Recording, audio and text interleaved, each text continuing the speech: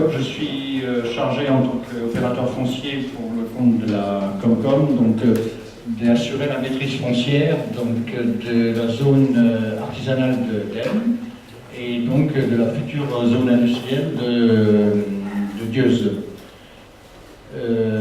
Alors, bon, si vous voulez, donc, ça fait maintenant depuis bien longtemps que ce projet est en réflexion. Nous avons d'ailleurs conventionné avec la Comcom donc une étude de mobilité foncière.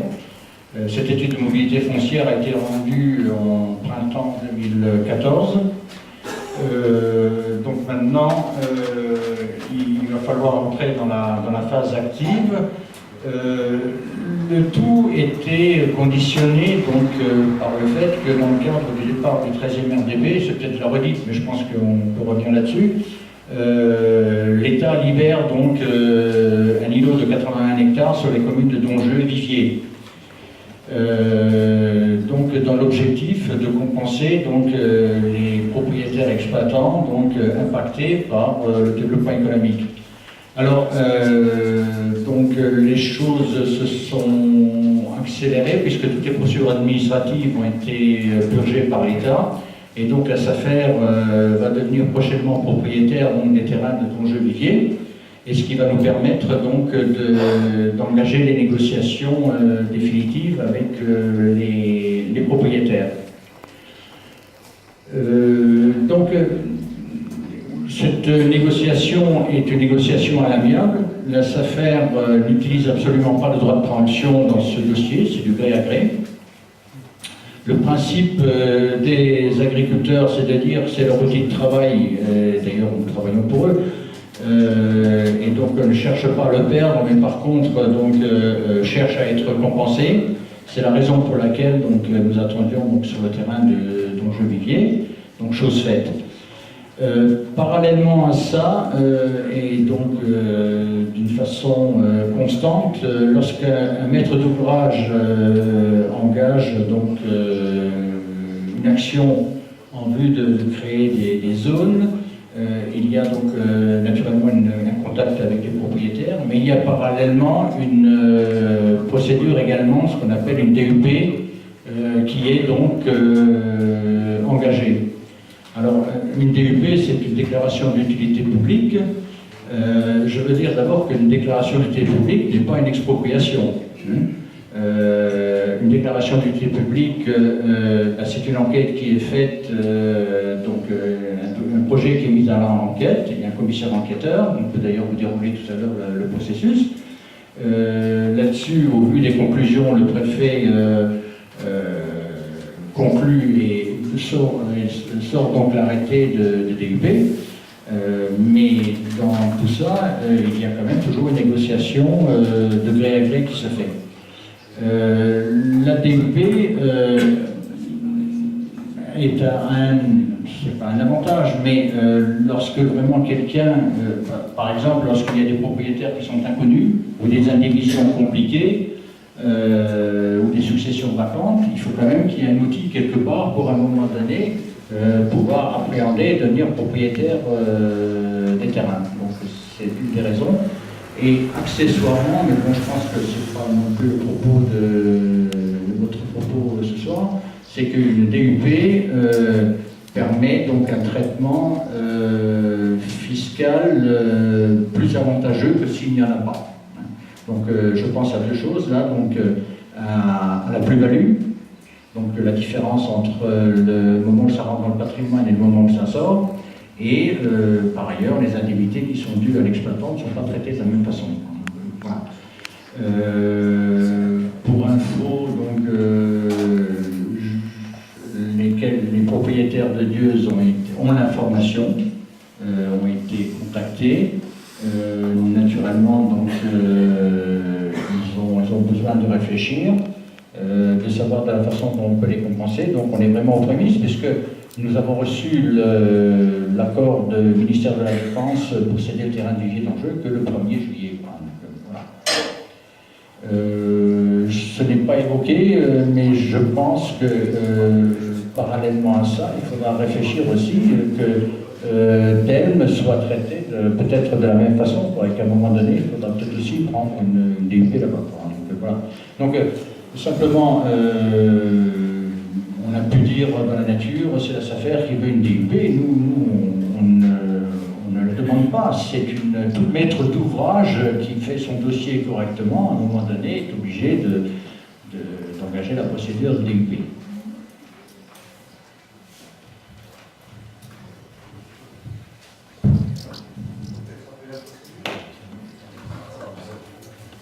Oui, alors pour que ça soit clair pour tout le monde, on rappelle la procédure. Dans un premier temps, il y a une délibération du Conseil communautaire qui autorise le lancement de la procédure, c'est-à-dire d'élaborer le dossier administratif. Dossier administratif qui est déposé en préfecture, la préfecture qui fait un accusé de réception lorsque le dossier est réputé complet. Troisième point, instruction du dossier par les services de l'État, ça peut être l'ADREALS, l'ADREALS sera certainement concerné, mais d'autres services de l'État, on sollicite les services de l'État. Quatrième étape, déroulement de l'enquête publique, il y a un arrêté pris par le préfet d'ouverture de l'enquête publique. Et dans l'enquête publique, comme toute enquête publique, tout le monde peut venir voir le commissaire enquêteur pour faire ses remarques. Cinquième point, rapport du commissaire enquêteur transmis au préfet. Avis réservé ou non. Le commissaire donne un avis. Sixième point, déclaration d'utilité publique par le préfet. C'est un arrêté de DUP qui entérine le fait que le projet est bien déclaré d'utilité publique. Et il y a également un arrêté de cessibilité qui déclare que les terrains visés sont cessibles, puisqu'il pourrait y avoir des restrictions sur les terrains.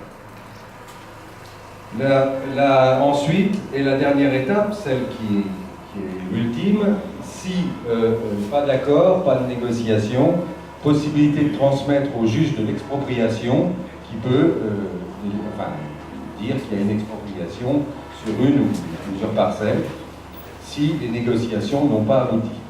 La procédure est d'au moins 6 mois, d'où la demande de prendre cette décision dès maintenant, 6 mois à 1 an. Ça dépend également des services de l'État et du nombre de dossiers que l'on doit élaborer en fonction de la nature du permis. Voilà.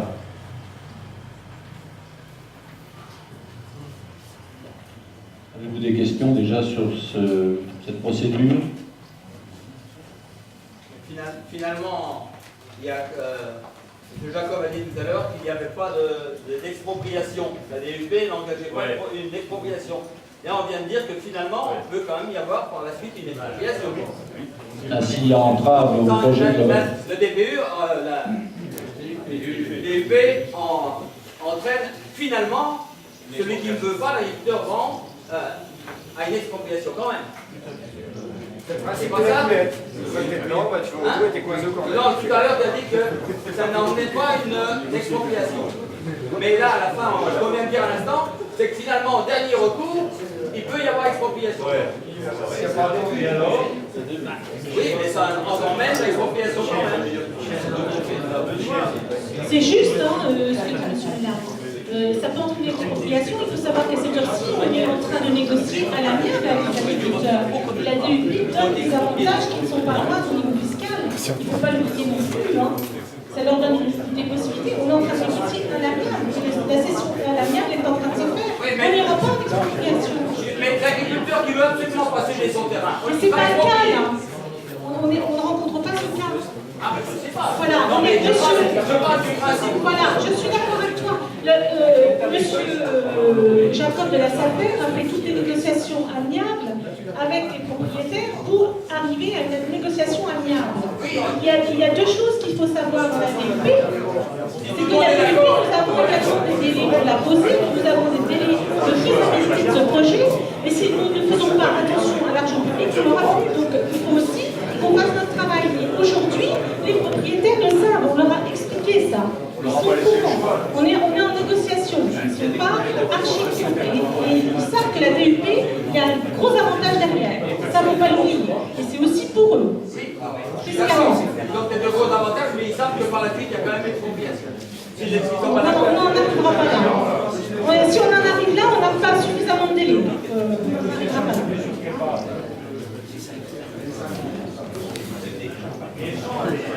Bien, oui, Rémi.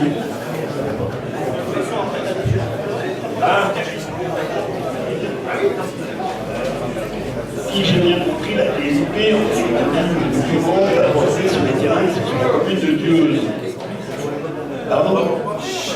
Bon. Par contre, le projet de zone totale s'étend sur la commune de Val-de-Bride. Et là, j'allais dire qu'il faut repartir avec le même processus, je suppose, après coup. Et dans les engagements qui vont se faire, on va faire des aménagements là pour les 18 hectares, vous dites. 24. Donc 24 hectares, il en reste encore un paquet qui sont concernés par la commune de Val-de-Bride, où là, j'allais dire, le problème me paraît plus compliqué, puisqu'il y a nécessité de revoir le plus de la commune de Val-de-Bride, et sur cette route départementale, un côté de la route complet est interdit à toute extension, puisque c'est en zone inondable. Alors, Le projet est prévu en plusieurs phases. oui, alors peut-être un point de précision concernant la DUP, il faut que le document d'urbanisme soit en conformité. C'est-à-dire que les 24 hectares de la zone de la Sablonnière sont déjà des zones classées AUX. C'est-à-dire qu'à un moment donné, il y a quelques années, quand le PLU a été fait, ces zones étaient destinées AUX, c'est-à-dire pour des zones d'activité. Donc, en regardant le PLU, il y a quelques années, personne ne pouvait ignorer non plus que ces zones étaient classées en zone future économique.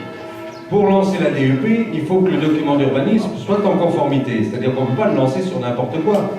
Il faut le lancer prioritairement sur la zone classée AUX si nous avons la volonté de vouloir faire un projet d'utilité publique. Oui, mais est-ce qu'il est AUX sur Val-de-Bride? Non, Val-de-Bride n'est pas concerné, puisque le PLU n'est pas établi, et les zones concernées sur Val-de-Bride ne sont pas encore classées en zone économique future.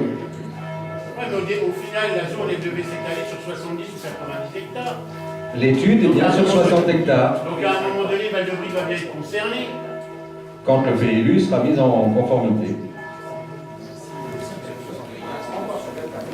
Et aujourd'hui, suite aux négociations, ça revient à un coût combien la zone? Alors bon, voilà, c'est la phase à faire, le coût de la zone. Difficile à dire pour le moment. Donc ces négociations sont pas signées en Pas définitive. On a parlé de négociations tout à l'heure. On peut connaître la base des négociations en cours?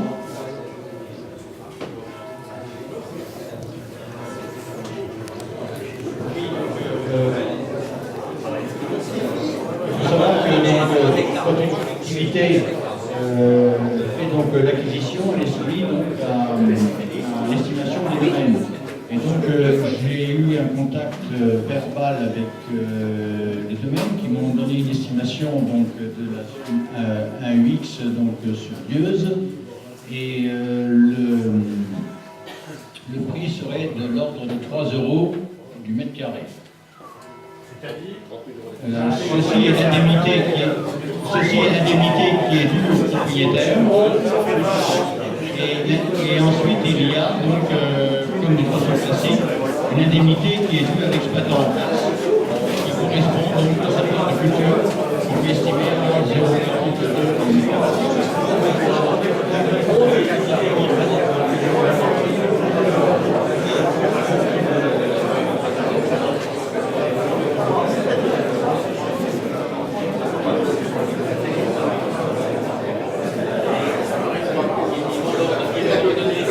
Bien. Autre question?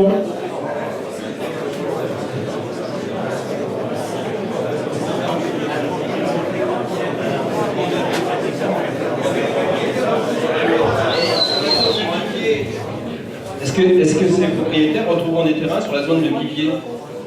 Les propriétaires qui sont sur la commune de Val-de-Bride, tout légitimement, souhaiteraient les récupérer le plus près possible, ce qui est tout à fait normal.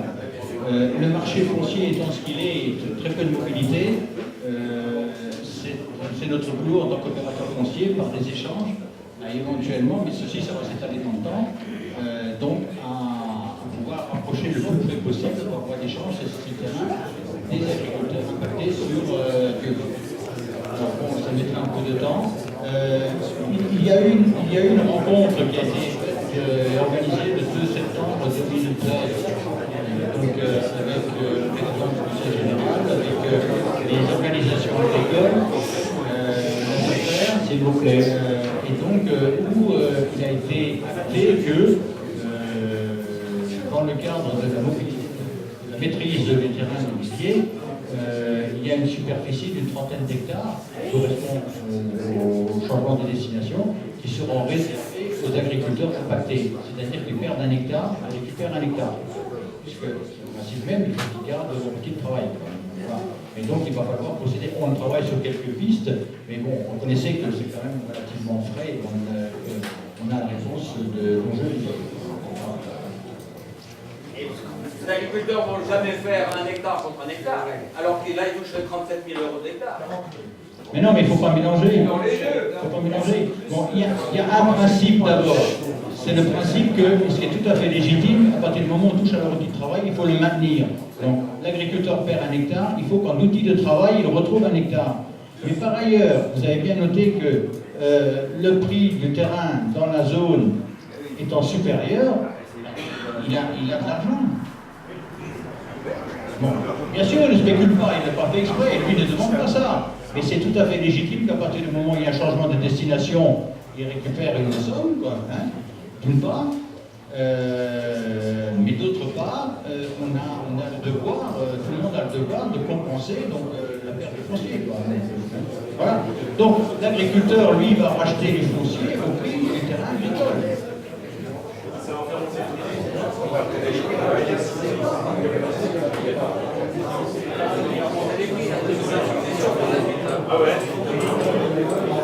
Mais non, ça ne fait pas monter les prix. Ben justement, c'est pour ça que cette règle a été mise en place, une compensation de 1 pour 1. Donc, pour ne pas non plus couvrir l'ensemble du marché foncier sur tous les pays, on fait une compensation, on va dire, technique, quantitative, mais par ailleurs, en fonction du document d'urbanisme qui a été fait, et le document d'urbanisme date de 2003, hein, donc là-dessus les choses sont actées. Dans ce domaine, nous disons, bon voilà, en zone U, ça vaut 3 € du mètre carré. En zone U, ça peut peut-être valoir 20 ou 30. En zone agricole, ça peut coûter 5 ou 6. Voilà, donc là, personne ne spécule, personne ne cherche. Voilà, il faut qu'on reste dans ces règles, que ça se passe bien pour et les gens qui ferment, et par ailleurs, les gens qui sont encore, qui sont sur d'autres communes concernées par des banques foncières. On avait essayé d'autres formules, c'était éventuellement de trouver des terrains ailleurs. Vous souvenez tous de l'exemple de Bourdonnais, quoi. Hein, donc, mais bon, on voit bien, on s'est rendu compte que si on va sur d'autres communes remettre des gens qui sont impactés ici, fatalement, il y a des demandes locales qui sont prioritaires aussi, quoi. Hein, donc, on attendait que ce terrain soit libéré par le terrain immobilier d'enjeu, bien sûr. Libéré par l'État, pour pouvoir travailler dans le cadre de la défense.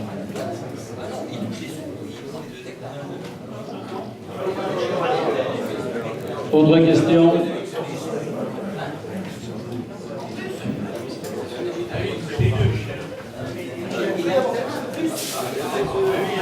Monsieur Jacob, vous parliez d'exploitant. Quelle est la définition du mot exploitant? Pour moi, l'exploitant, c'est celui qu'on a relevé sur le site. Il y a des déclarations qui sont faites, il y a des MSA, il y a par exemple des propriétaires des exploitants en condition locataire qui payent un chômage. Par ailleurs, il y a des exploitations en règlement direct, on a les trois figures. Mais sur Dieu, ces gens sont bien identifiés. Voilà. Donc, à partir du moment où il y a des PU sur un terrain, les gens sont exploitants. Non, pas nécessairement.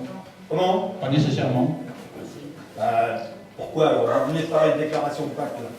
Mais, bon, écoutez, non, mais je ne l'ai pas à juger, parce que je ne suis pas là en tant Il ne faut quand même pas oublier qu'il y a quand même 3 exploitants sur les terrains d'enjeu et personne ne les ignore, tout le monde les ignore. Et il va y avoir une perte économique pour les 3 exploitations-là. Je rappelle simplement qu'une déclaration de PAC n'est pas aussi Il faudrait peut-être voir approfondir le problème. Parce qu'il y a quand même eu un fait, ça a été exploité pendant 27 ans par les mêmes agriculteurs, et tout le monde les ignore. Et tout le monde sait qu'ils exploitent là-dessus, et que l'État leur a mis des DPU. C'est vrai, l'État nous vend des pieds de jeu libre, puisqu'ils considèrent qu'ils ont fait aux occupants. Parce que c'est des occupations temporaires. Simplement, je pense. Moi, j'ai là-dessus, je ne savais pas dire parce qu'on a la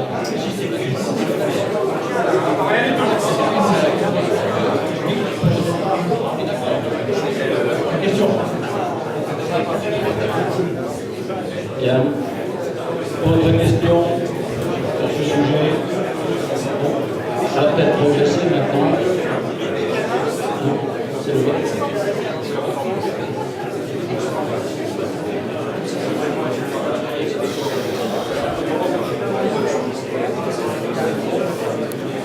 Bien, donc, s'il y a une question, on va...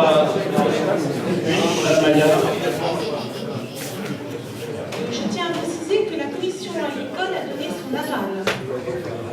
Avis favorable. Non, je veux dire l'action de M. Fernandez. Avis favorable par rapport à la DUP ou par rapport au nombre d'hectares? Par rapport à la DUP. D'accord. Et l'avis de la commission sur le nombre d'hectares? L'avis de la commission sur le nombre d'hectares? Sur la surface engagée pour la zone de Dieuze. 24. 24. Ce qui est sur le banc communal de Dieuze. Uniquement le banc communal de Dieuze. Je tenais juste à le préciser. Puisque M. Corentin n'est pas là, je voulais le préciser. Voilà. On va au vote. Bon, c'est parti.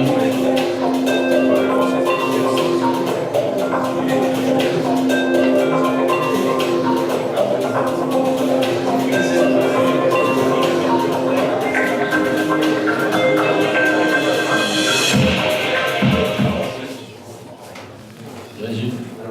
Tout le monde a voté. 119. Donc, résultat, voilà. 59, 35 et 25. Abstention.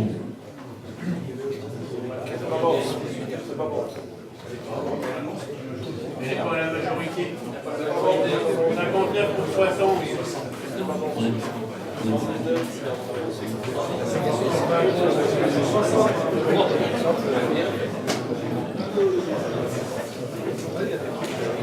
Bien. Alors, nous passons au point suivant.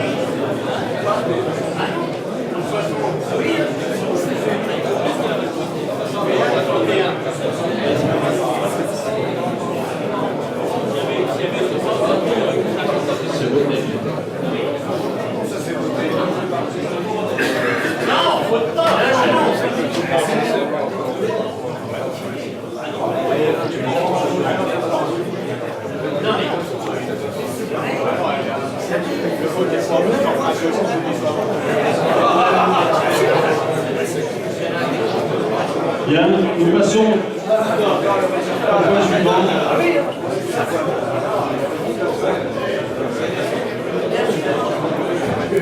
Oui.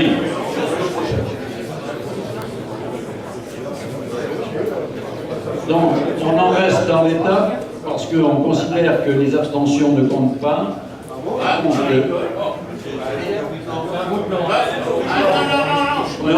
Thierry, c'est un beau plan là-dedans. Je regrette. Pour avoir la majorité, tu dois avoir 61, t'as 59. 61, 60. 60, et ben tu les as pas non plus. Ah, tu rigoles?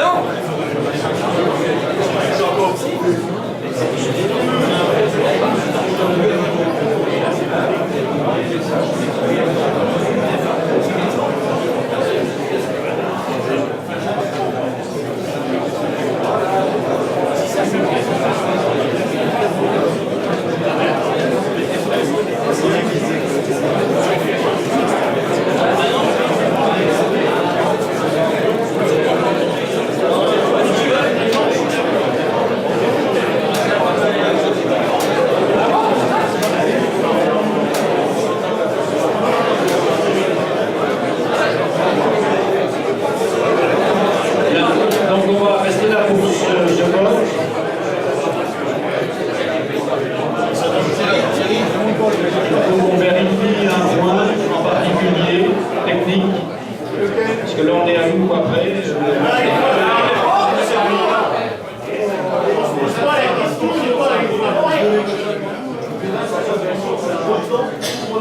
Honnêtement, ceux qui se sont abstenus n'ont pas d'avis.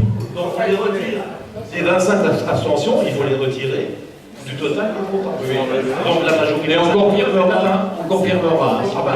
Président, donc ça remet en cause les tactiques là, et on verra en fonction de la qualité. C'est un problème du même argument. Voilà.